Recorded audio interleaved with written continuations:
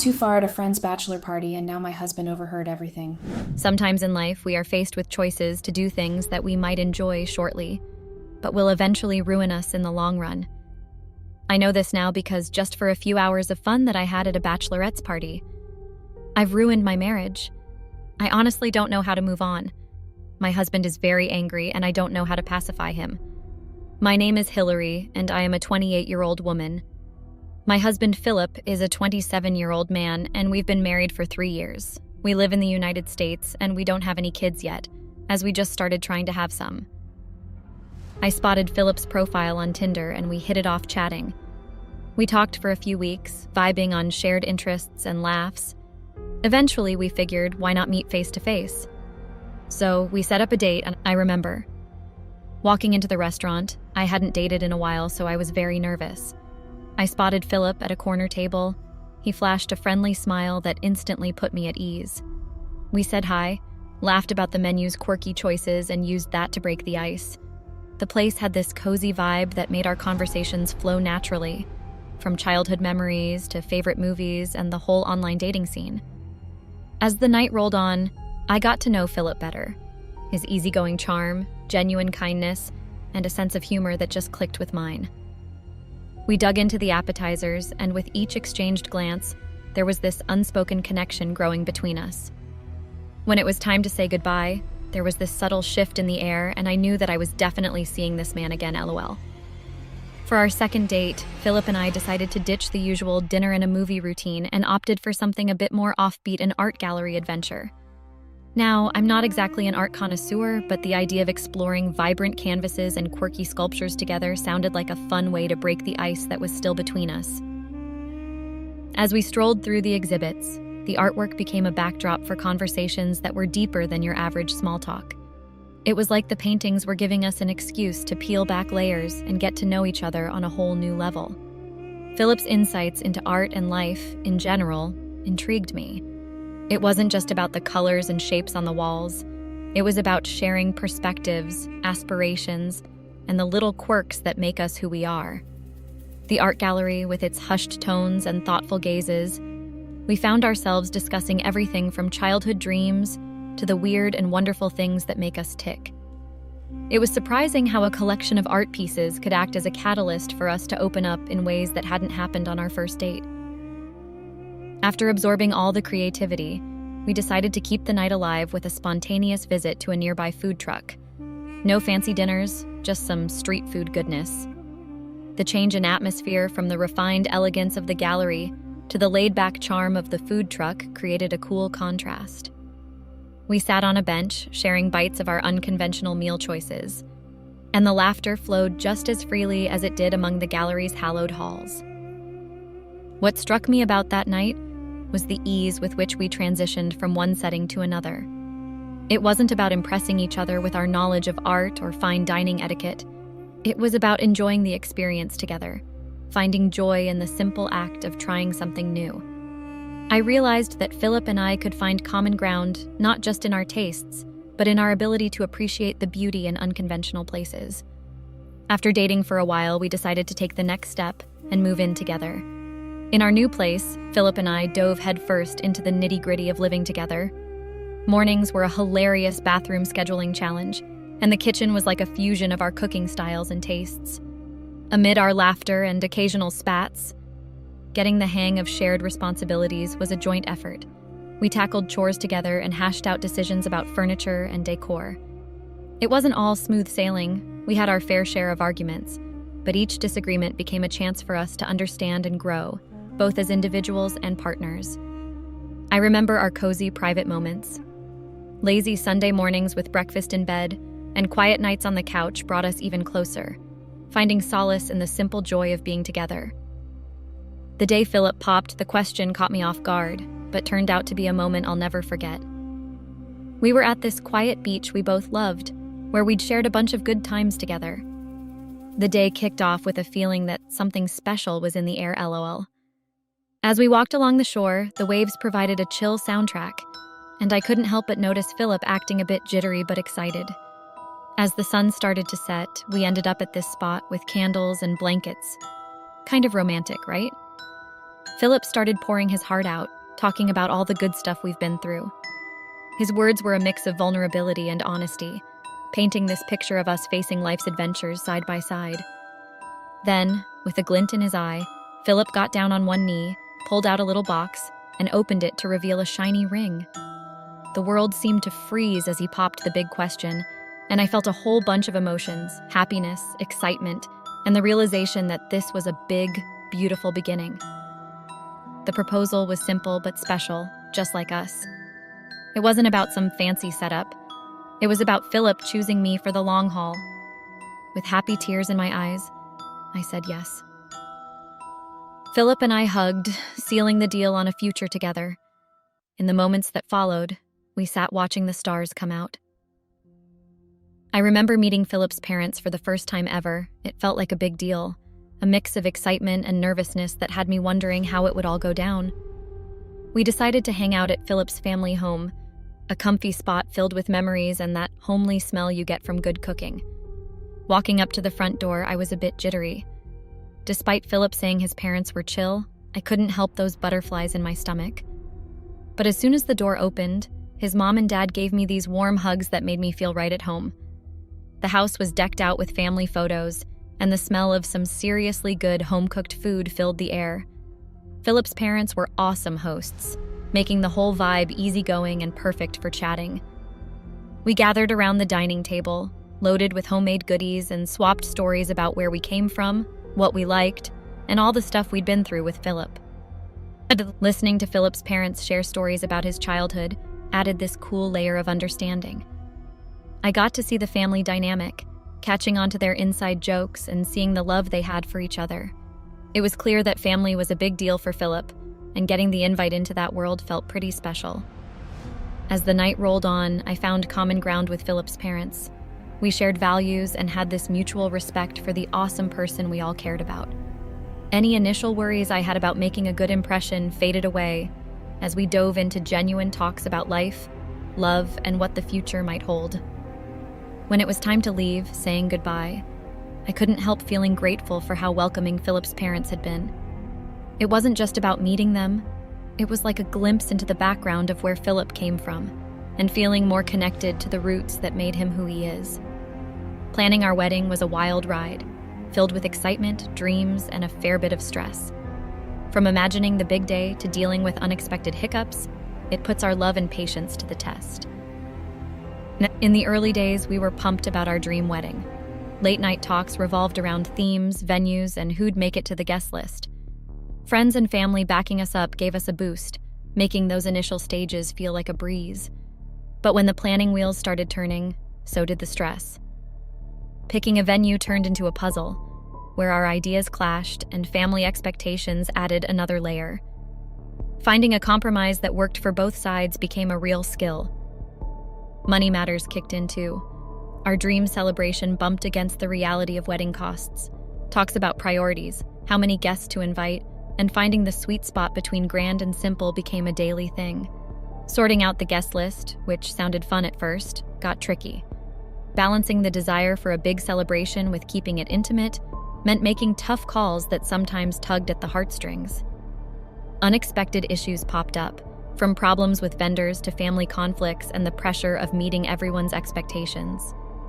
Each challenge tested our relationship, forcing us to tackle things together and rely on each other. Then came the nitty-gritty details: dress fittings, flower choices, and food tastings. Juggling work, family stuff, and all the wedding prep needed serious time management and dedication. But in the middle of all the chaos, there were some seriously magical moments. Picking our vows, imagining our first dance, and thinking about the lifetime of memories we'd create became the anchors that kept us going. Friends and family, too, were with us every step of the way. Our wedding day was a whirlwind of emotions, laughter, and heartfelt moments that made it feel like our love story was coming to life, LOL. From the early hustle and bustle of getting ready with my bridesmaids to the late-night party, every part of the day added another chapter to our story. The morning kicked off with a mix of excitement and a touch of nerves. While getting ready, there was this lighthearted vibe, filled with laughter and stories that set a cheerful tone. The air smelled like flowers, and there was this sweet anticipation as everything fell into place. The venue, decked out in our favorite colors and personal touches, turned into a visual representation of our journey. The aisle, where I was about to walk into a life together, felt like the symbolic path we were choosing. Our families and friends started gathering, creating a cozy atmosphere of familiarity and love. The ceremony itself was a roller coaster of emotions. Saying our vows and swapping rings felt like time standing still.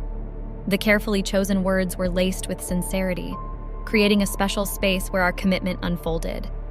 The love and support from our folks and friends wrapped us in a comforting blanket. Moving on to the party was seamless. The reception hall buzzed with music, laughter, and the sound of toasting glasses. Our first dance as a married couple and the heartfelt speeches added depth to the day. The food, made with love, wasn't just a treat for our taste buds, but for our hearts too. In the midst of the celebration, we stole a few quiet moments to soak it all in. The journey that led us here, the hurdles we faced, and the amazing people around us became part of the story. The dance floor turned into our personal stage, surrounded by the smiling faces of those who had been there through it all. As the night unfolded, you could feel a sense of accomplishment and the start of something new. The shared laughs, happy tears, and tight hugs became the stitches weaving into the fabric of our wedding day. It was a big love party, a sum up of the moments that shaped our journey, and the promise of many more memories ahead. Our honeymoon felt like stepping into a dream after all the wedding craziness. We picked a chill spot, a tropical island with beaches and greenery, for some R&R and adventure as a newlywed duo. Getting there was like a buzz of excitement. Boarding the plane, we were itching to escape to this secret paradise we'd chosen. Arriving at the resort was like hitting the jackpot. The smell of flowers and the sound of waves made it feel like a luxury cocoon. Our room had this amazing view of the blue waters, the perfect backdrop for our private retreat. Days on the island were a mix of lazy vibes and exploration. Mornings meant chilling on the beach, sipping cocktails, and enjoying the freedom of having no plans. Afternoons were for snorkeling, finding cool spots, and soaking up the local vibes. Evenings were all about us, romantic dinners under the stars, tasting the island's flavors. Laughing together, stealing glances, and quiet moments under the moon became memories we'll carry forever. One standout was a sunset cruise. The sky turned into a crazy mix of colors as the sun set, and sailing along the coast hand in hand felt like our own little magic moment. Our honeymoon was also a time to talk and connect. Long walks on the beach turned into heart-to-heart chats, where we spilled dreams, plans, and all that jazz. With no daily grind, we soaked up each other's company without distractions. As the days rolled on, the locals, super friendly, added a realness to our trip. Their stories shared during tours and market visits gave us a taste of the place and its people. Leaving the island meant saying bye to our honeymoon, but the memories stuck like glue. After our dreamy honeymoon, reality kicked in, and we found ourselves back home, settling into the routine of married life. With Philip earning well, I decided to embrace the role of a stay-at-home mom. After a few years of being married, about 3 to be exact, my good friend Angela dropped the bombshell. She said yes to her boyfriend's proposal. The excitement radiated from her as she happily spilled the beans about their wedding plans. Angela, who had been a rock during my own wedding, threw the bridesmaid invite my way for her big day. Remembering all the times Angela had been there for me, I gladly jumped at the chance to return the favor and stand by her side. Playing the role of a bridesmaid turned out to be a heartfelt adventure. From tackling wedding prep to hitting up dress fittings and organizing the bachelorette bash, each task was loaded with shared memories and the bond we'd built over the years. However, the day it all went wrong was the bachelorette party. Angela was always the wild and lively one in our group, injecting fun and good vibes whenever we hung out. So, when it came to planning her bachelorette party, it was no surprise that she suggested hitting up a club for a wild night out. I was totally on board for Angela's bachelorette idea, especially since tying the knot with Philip meant my clubbing days took a back seat. I love my hubby, but he's more on the steady and reliable side, not exactly the party animal. So the thought of hitting the club again had me genuinely pumped. I made a deal with myself to keep things easy, not go overboard on drinks, just soak in the vibes. Of course, I didn't spill the beans to Philip about the club part. I figured if I did, he'd probably veto the whole plan. Since I was all in for a night out, I just told him the girls and I were organizing a classic girls' night for Angela's bachelorette.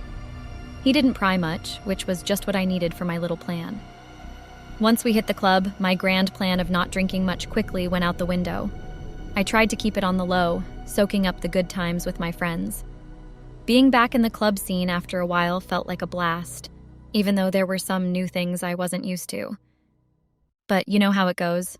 A few minutes in, my friends started pushing me to have more drinks. They argued it was a joyous occasion and, well, I wanted to join in the fun while staying somewhat sober to avoid any silly moves.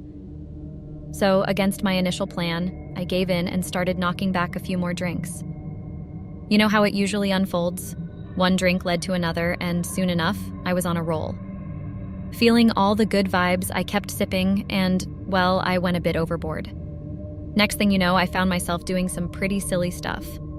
At this point, my friends and I were pretty deep into the whole drunk scene, daring each other to pull off ridiculous stunts. It was like, hey, go peck that guy, or why not ask that dude for his number? It was one of those nights. At that point, my friends tossed in another dare go over to some random guy and dance with him. I figured, why not? It seemed harmless enough, just a bit of dancing. Well, turns out it wasn't as harmless as I thought.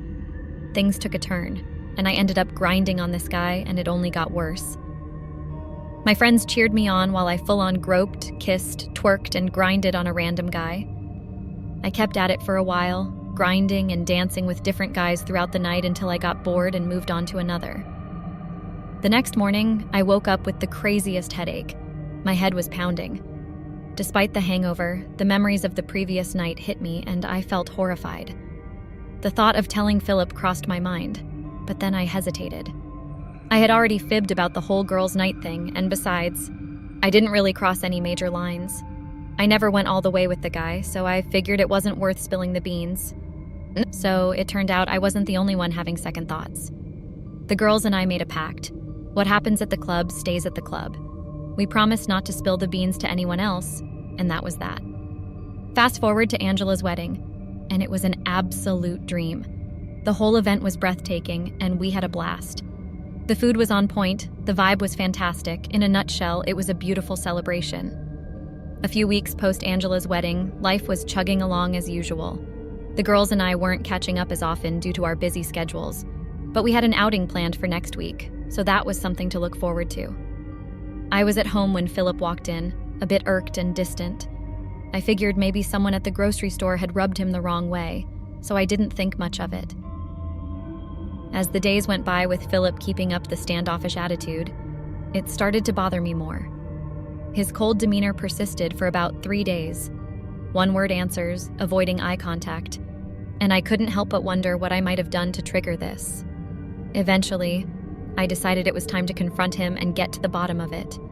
When I mustered the courage to ask Philip if I had done something to upset him, he flat out denied it. It was pretty clear he was lying given his icy behavior. I pressed him again, and all he did was laugh it off. Frustration building, I told him to cut the nonsense and just spill it. That's when he dropped the bomb. He couldn't understand how he was supposed to smile at me when everyone in town was labeling me as a hoe. Our town was one of those small, tight-knit communities where everyone knows everyone. Gossip spreads like wildfire in such places. Hearing Philip mention that people in town were calling me names was genuinely shocking. I racked my brain, trying to think of anything that might have caused such rumors. But apart from the club incident, nothing else came to mind. The puzzling part was figuring out how details from the club, which was a bit of a distance away, had made their way into the ears of folks in our town. Small towns have their drawbacks, and the speed at which rumors travel is definitely one of them. Philip didn't need to ask if the rumors in town were true. The shock on my face pretty much gave away my guilt. I attempted to explain that I hadn't done anything wrong, and even asked him what exactly people were saying. Philip was not just angry, but also more irritated than ever. He told me people in town were calling me names because a video of me at the strip club with the girls had been leaked, and no one knew which girl was behind it. I was on the brink of tears. I knew I had made a colossal mistake. It hit me that Philip might never forgive me. Not only had I lied about what the girls and I were up to that night, but I had also cheated on him. I tried desperately to defend myself, emphasizing that I hadn't slept with the guy and hadn't gone all the way. But Philip wasn't having it. He insisted that just grinding on the guy was enough to qualify as cheating. I pleaded with him, explaining that I was drunk and wouldn't have done something like that if I had been sober. Philip dropped the pretense of being okay. I realized that the cold treatment over the past 3 days was his way of waiting for me to ask, so he could unleash his frustration. He didn't hold back. He demanded that I leave the house, and he declared that we were heading for a divorce. His words were harsh, branding me as a loose woman, and he affirmed that the people in town were right in their judgment. In the midst of tears, I found myself offering apologies repeatedly, feeling utterly helpless with no words to defend myself. It became clear that Philip wasn't open to listening, so I gathered my belongings and left. Sobbing, I ended up going back to my parents' house, seeking solace and a temporary place to stay. The disappointment from my parents was palpable, and it wasn't any different when Philip's parents got wind of the situation. Regret weighed heavily on me, and it must have been evident because my parents took it upon themselves to reach out to Philip. Despite his lingering anger, they attempted to talk to him. Philip, initially resistant, eventually agreed to listen after a few days when he had calmed down a bit. Despite my parents' efforts, Philip expressed that forgiveness was impossible. He conveyed to my parents his decision to seek a divorce, stating that the embarrassment and shame he experienced from watching a video of his wife with another man would be indelibly etched in his mind, and that he would never forget it. Even when my parents suggested couples therapy, Philip firmly asserted that it wouldn't be able to mend the damage, and he had no intention of reconciling. Even though I was bawling my eyes out and practically on my knees begging, Philip wasn't having any of it. He stuck to his decision, telling me it was over between us. It's kind of messed up, but finding out I'm not the only one facing backlash oddly gives me a bit of comfort. Angela, who just got married, is dealing with her leaked video too. It's like a domino effect, messing with relationships left and right, some on the verge of breakups, others hitting up couples therapy, and some flat out heading for divorce. Philip didn't hold back. He emptied our joint account, taking almost everything since he was the sole provider and I was a stay-at-home mom. He left me with very little, and now I'm just waiting for the divorce papers he promised to send over. Dealing with Philip's parents has been tough. They reached out, and their disappointment is palpable. The gossips in this town have been relentless, with snide comments coming at me from all directions. Once the divorce is officially done, I'm seriously considering leaving this place for a fresh start. Sharing my story is a way to find some peace of mind amidst the chaos. If someone out there is contemplating cheating, I hope they stumble upon this and make the wise decision to steer clear of that path. Thank you for listening. I kind of cheated on my husband with his boss because I thought my husband was a pansy. Yes, I had thought my husband didn't have what it took to be a man. He had always come off as timid and weak right from when we had been dating in college. I had overlooked it because I had thought he had come from money. I mean, he had looked rich from college. That's why I had set my eyes on him in the first place, but as we progressed to marriage, I didn't understand anymore. All the wealth he seemed to have displayed was no place to be found. My wedding hadn't been as lavish as I had dreamt it would be. His parents hadn't even shown. It was all a disappointment because, to be frank, I had married him because of his money and not any love. I could never love a man as timid and weak as my husband was. Yes, I was a gold digger, and I had been digging for gold with my husband. Now imagine my shock when the rich boy I had known before had to get a job and be submissive to a boss. It had been disgusting. Asterisk, wretch, asterisk. Before you all self-righteous bunch come under this post to yap at how selfish I was, I already know. I believe I was very clear when I said I didn't marry my husband for money. Anyway, watching my husband get a job and suck up to a boss when he once had money was downgrading. Before we had gotten married, my husband spent lavishly on me, on material things, basically anything to make me happy. Imagine my shock when I married him and now had to be, in his own words, managing. That hadn't been my style before I had gotten married, and I couldn't be expected to somehow adjust my lifestyle because of him. I had tried for the first 2 years. I thought he had been testing me or something, that he'll pop out one day and be like, I still had money to my name. I just wanted to see if you could stay with me when I had nothing.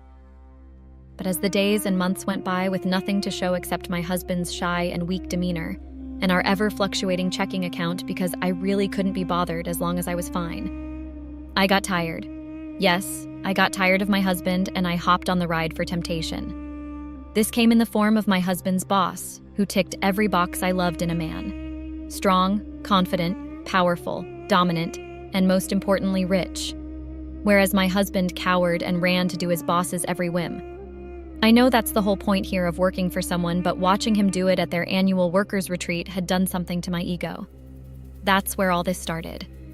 My husband had told me that he had a party at his office that was for workers and their spouses to strengthen the family bond and whatnot between workers.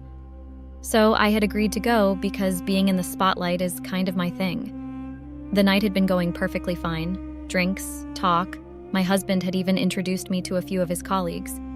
But then, as the night progressed, he was running out to get something or finish up something at his boss's request. So I had decided to go see what he was up to one of those times, and my mind was blown. You guys couldn't have imagined. To say I was shocked was an understatement. My husband's boss was giving my husband a scolding about how he couldn't do his job properly, and my husband stood there nodding his head like a sad lost puppy.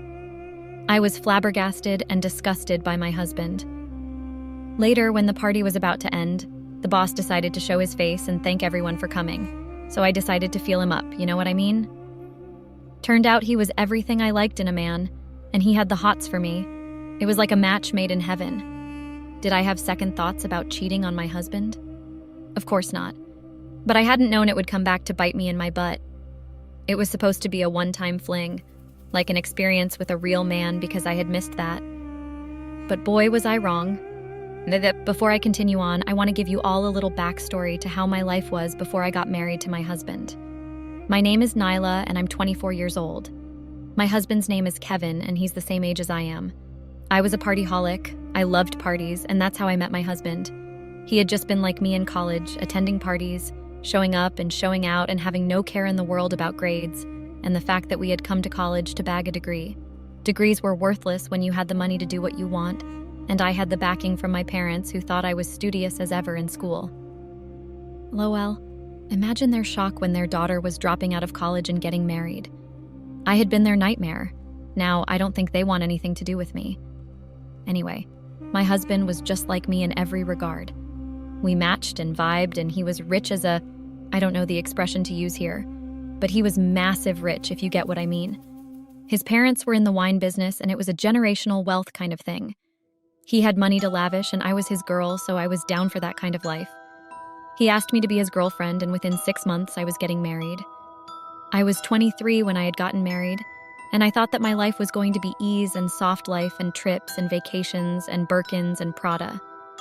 Our wedding had been a flurry of activities. His parents hadn't attended because apparently they didn't like the fact that their son was getting married when he still had his life in front of him, and the fact that he was getting married to someone like me, no less. They weren't happy with the wedding, and they had not deemed it important to attend their son's wedding. Just as I hadn't deemed it important to go and see them as a dutiful daughter-in-law while I had been courting my husband. Lowell. I didn't have the time for all of that then. I had been too busy dreaming of how I would spend my husband's money. We got a house at Pacific Heights and everything was going well.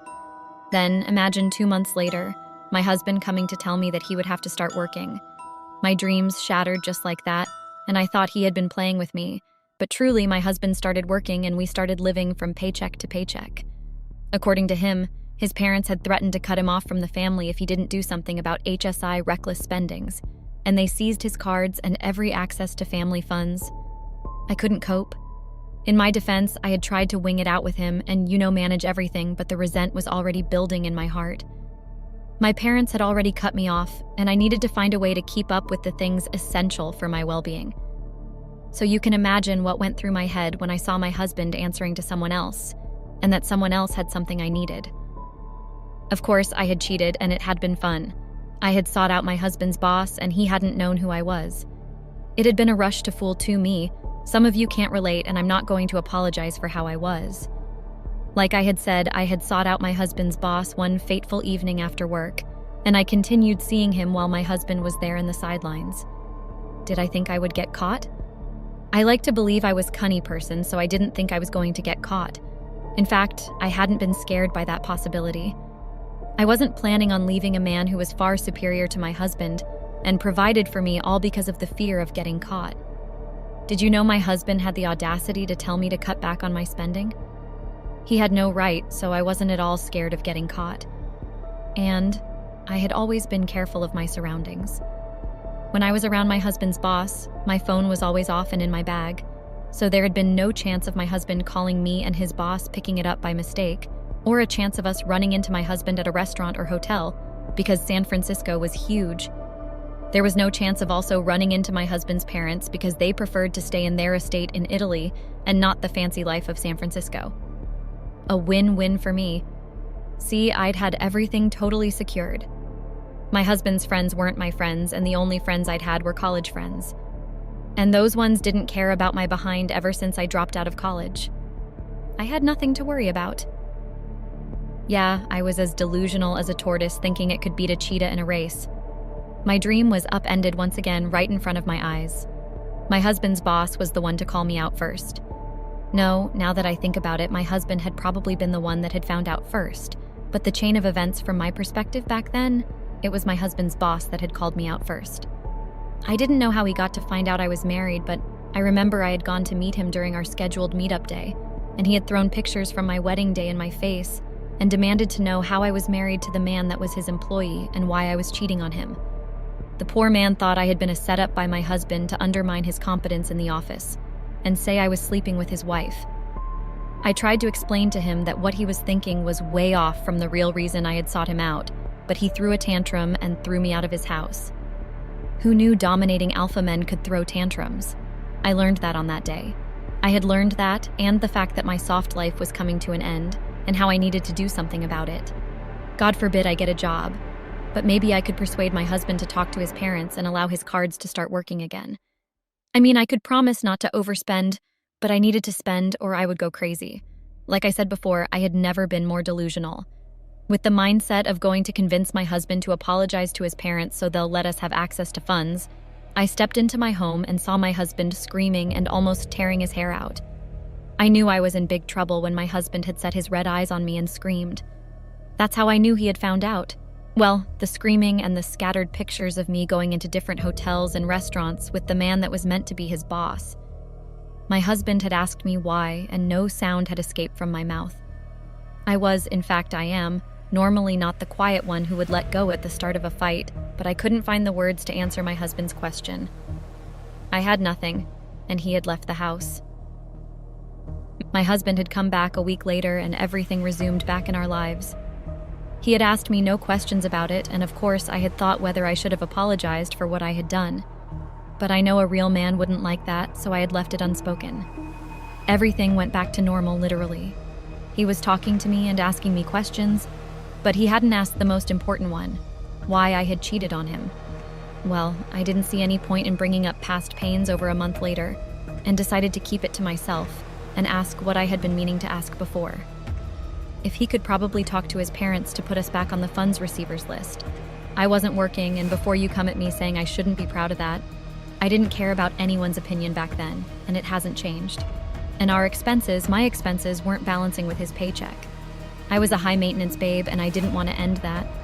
So I had approached my husband and told him that he should consider going to apologize to his parents. That day, my husband lost it on me like I had never believed he could. According to him, if I just shut up and got a job to offset my expenses, then he wouldn't have to go back to his parents. Something about being a grown man and one stupid thing. Can you imagine that? Me, working, and him being grown?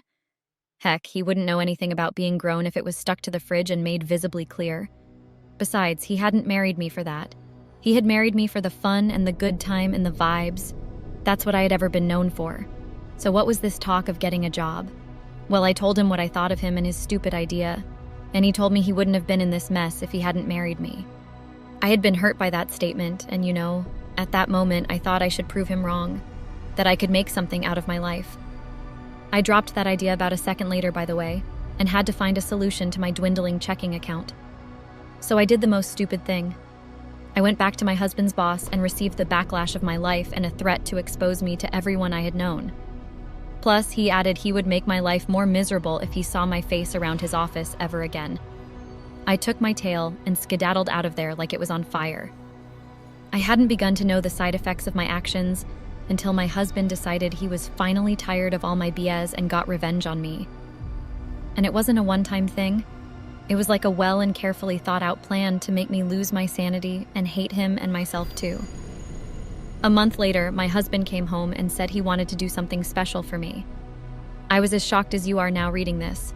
How did he want to do something for me after all the nagging I had given him and the cheating I had done? Yes, I had still been nagging him about going to talk to his parents and telling them to reconsider not giving us any money. He was their only Don, after all. Anyway, I thought this something special was a way of him telling me he had talked to them and they had reconsidered, and we had lavish money to spend again. He had told me to wear a special dress and look good, and I was spiked. I was happy that he had listened to me, and we were finally doing something that was fun ever since we got married. We got to the restaurant and I ordered everything that could be ordered because this was a first time in a long while kind of outing for me. And also with my husband. You guys wouldn't guess the event that unfolded after we were done eating. He played the oldest trick in the book on me. Prior to me finishing my food, my husband got up and said he needed to use the restroom, that he'll be back in a jiffy.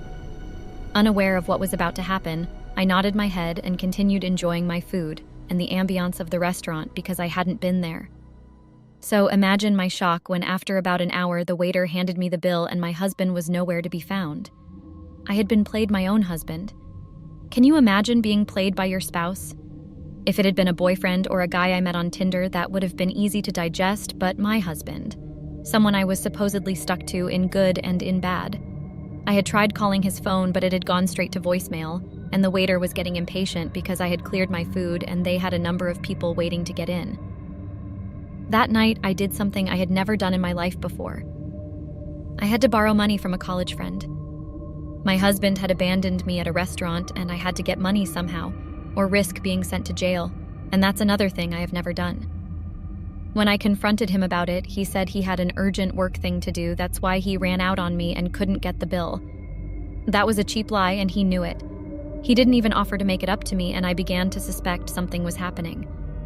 As a result of that incident, I stopped talking to my husband and knew I needed to get something done to sustain myself and my needs, so I began working for the bakery down our block.